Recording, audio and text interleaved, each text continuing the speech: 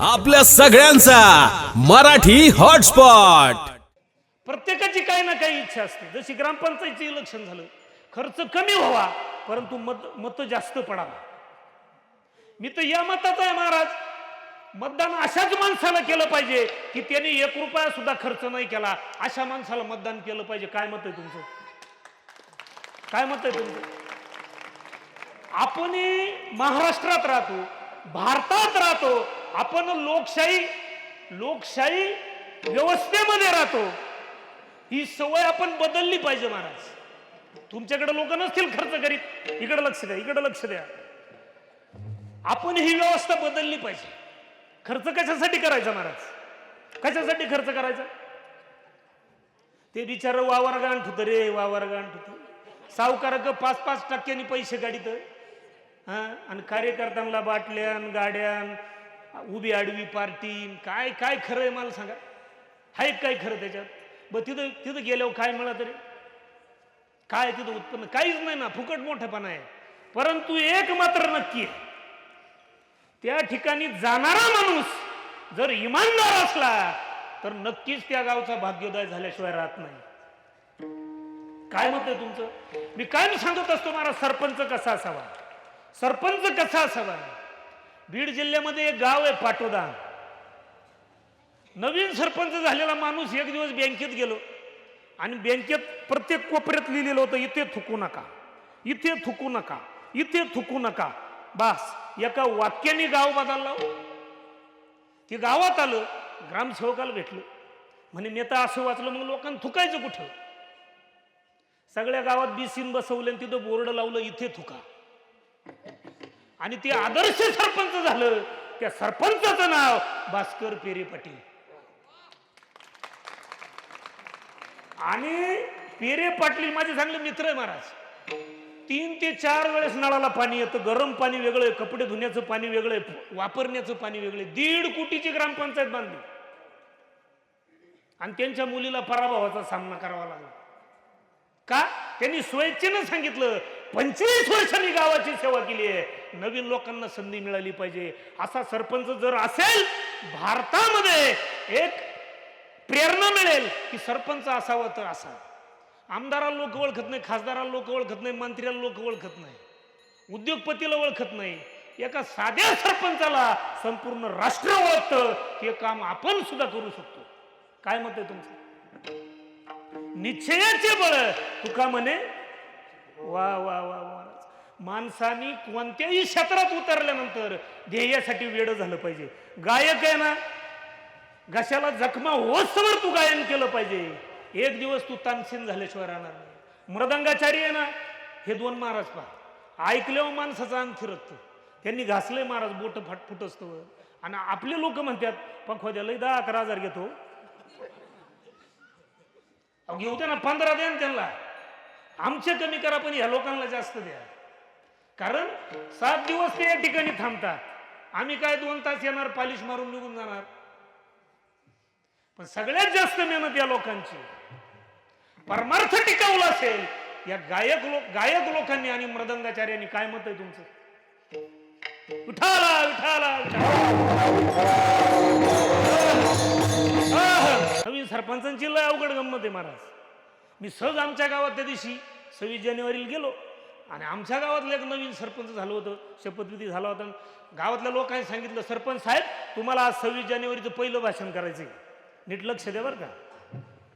बरं, हे 5-7 लाख रुपये घालून सरपंच व्हायला होतं, बरं ते कधी काही बोललंच नाही पुढं। मग त्याला एक घाण सवय होती तंबाखू खाण्याची।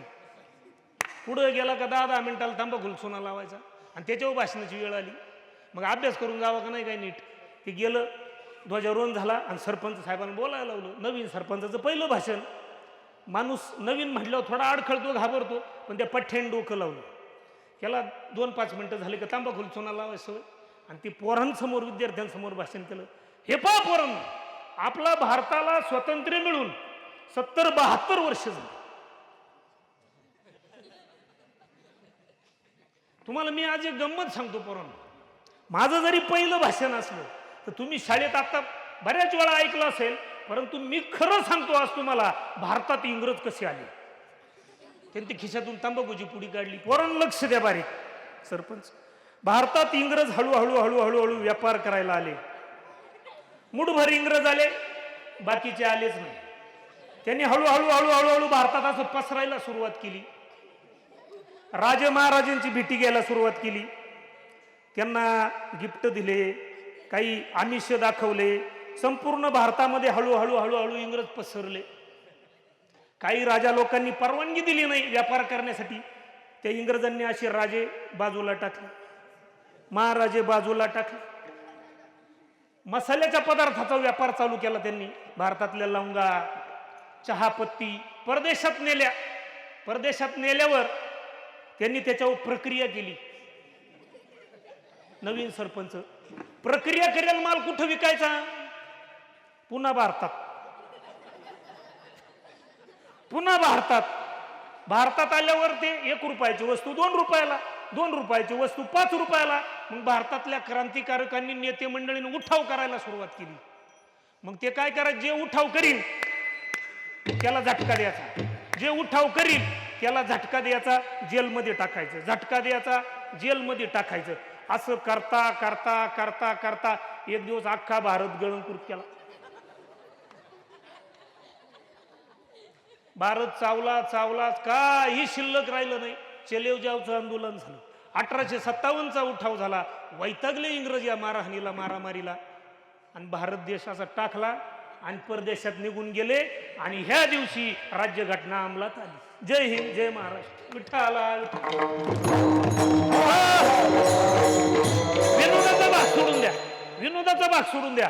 असा जर सरपंच त्या ठिकाणी जर निवडून गेला, मला सांगा गावचा विकास होईल, राष्ट्राचा विकास होईल? सरपंच निवडताना निवडणूक आयोगाने सरपंच हा चांगला शिक्षण पाहिजेच, परंतु तो निर्व्यसनी असला पाहिजे, ही त्याच्यामध्ये आट टाकली पाहिजे. काय मत आहे तुमचं? तो जर निर्व्यसनी असला, कोणाला पाजणारही नाही आणि कोणाचं काही खाणारही नाही, काय मत आहे तुमचं? चला पुढे. मग आपल्याला ज्याच्याकडे मागायचंय त्याच्याकडे ते असावं आणि तो ते देणारा असावा. म्हणून जेवढ्या जेवढ्या घटना या देशामध्ये झाल्या, या विश्वामध्ये झाल्या, त्या बुद्धीमुळे झाल्या. मुळात बुद्धी माणसाला दुर्बुद्धी का सुचते याचा विचार आपण केलाय का? कशामुळे दुर्बुद्धी सुचते? आहार. आपला आहार जर सत्वगुणी असेल, माणूस वाईट वळणाला जाणारच नाही. आहार सात्विक पाहिजे, युक्त आहार. बस आहारात बदला, तुमची संगत बदलेल. संगत बदलली की संतांची कृपा होईल, मग तुमची बुद्धी चांगल्या मार्गाला लागेल. चला पुढे.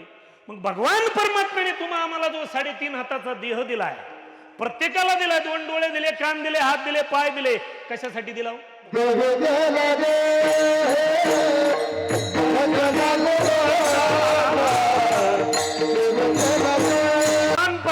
परमात्म्याने नुसता देह दिलाच नाही, तो विनामूल्य दिला.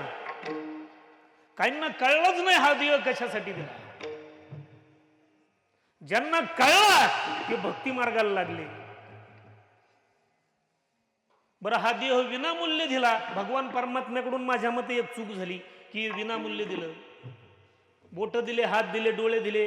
10-5 लाख रुपये देवाला दिले का मग हे 2 डोळे आपल्याला मिळाले का? म्हणला एखादा मंदिराला मी 2 लाख देतो, मला डोळे दे, आहे का एखादा? असंत वर हातकार आपण कीर्तन संपल्यावर चौकात पुतळा बांधू. विनामूल्य मिळालं, याची किंमत कळली नाही. याची किंमत जर माझ्या काही तरुणांना कळाली असती, गुटके खाऊ खाऊ थोबाड सडवले नसते, गांजा ओढू छाताड सडवले नसते, 90च्या बाटल्या रिकाम्या करू करू किडन्या खराब केल्या नसत्या. काय मत आहे तुमचं?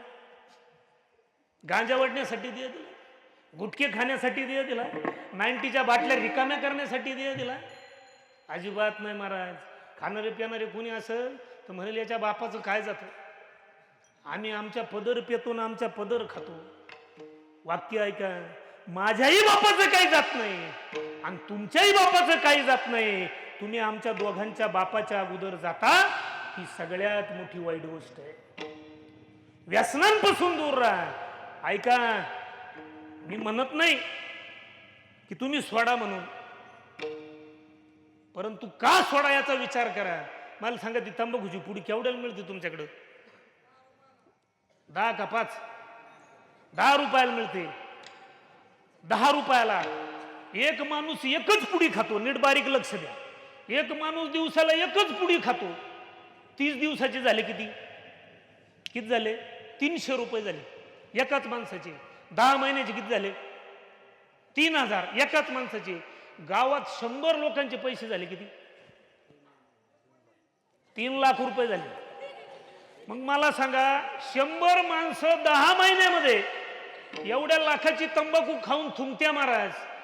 असे जर 1000 माणसं जर एकत्र आले, लाख माणसं एकत्र आले, गावोगावी सोन्याचे कळस असणारे मंदिर तयार होतील फक्त तंबाखूच्या पैशामध्ये. काय मत आहे तुमचं? म्हणून आज भगवान रामांचं पुण्यस्मरण आहे. तुम्ही संकल्प करा, मला तंबाखू सोडायची आहे, मला बिडी सोडायची आहे, मला गुटखा सोडायचा आहे. नक्कीच तुम्हाला समाजामध्ये लाज वाटेल, परंतु मी निघून गेल्यानंतर चोपदाराकडे पुढे द्या. अख्खी आज या नामाच्या यज्ञकुंडामध्ये आहुती द्या. तयाचे संकल्प पाववेल सिद्धी, जरी राये बुद्धी. वा वा वा वा, विठाला विठाला विठाला.